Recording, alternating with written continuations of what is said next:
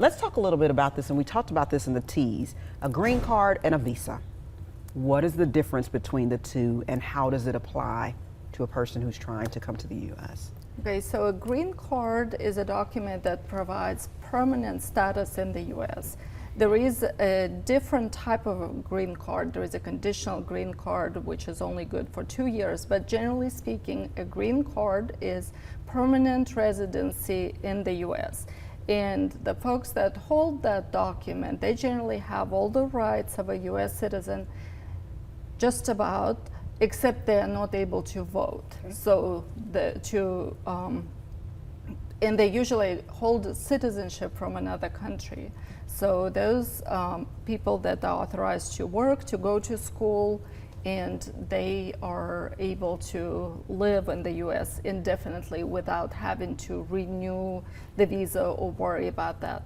Okay. A visa, on the other hand, is usually a temporary status in the U.S., and it expires at some point, and people have to confirm to the U.S. government that they are continuing to do whatever it is that they obtained their visa for. For example, if they're students, they have to remain full-time students to be able to continue with that visa.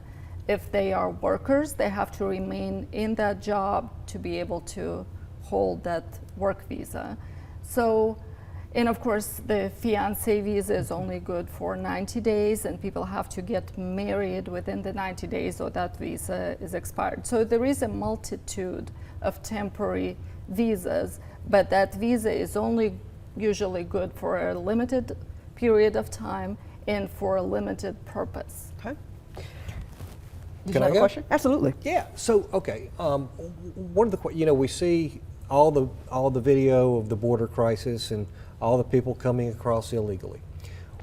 Can you talk to our viewers about, okay, just so people understand, all right, if you're in another country, pick any country, Venezuela, and you decide, hey, I want to immigrate to the United States, but I don't want to, be on the border trying to cross, in the dark of night.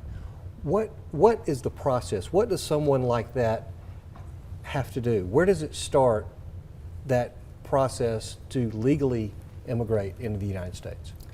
Generally speaking, for most people, there are two ways to come to the U.S. And I'm not talking here about, there are other ways for professional athletes or for people that are able to invest in the businesses in the U.S.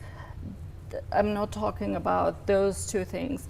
But generally speaking, to be able to immigrate to the United States, you need to be sponsored by either your employer or your family member. So the family members, it has to be an immediate relative to be able to provide an immigrant visa to the spouse or parent or child. So you need that relationship to an immediate family member who is a U.S. citizen, and that, of course, is not a lot of people that are able to immigrate that way. It's, generally speaking, people that are coming from Latin America, they are bringing their entire families. They're not usually related to anyone in the U.S. Then the employment-based immigration, there are ways to come to the U.S. through employers, but you need a job offer and you need to be able to rely on that employer to sponsor you throughout the process. It's not a simple process either. It costs money, there are government fees, there are attorney fees associated with that. And the problem for most folks is that to find that job, they want to be in the U.S. to be able to apply for work and to find that one employer that would sponsor them. What many people do not know is once you're in the U.S. unlawfully, we call people like that undocumented immigrants, right? So they're here unlawfully. Even if you are here unlawfully for just one day, you're no longer usually eligible for any type of employment-based visa. Thank you for that explanation. I think that's a really good question that a lot of folks want to know. So thank you for breaking that down so succinctly for us. As you can tell, Natasha, very knowledgeable about this process, so we want to help tonight. So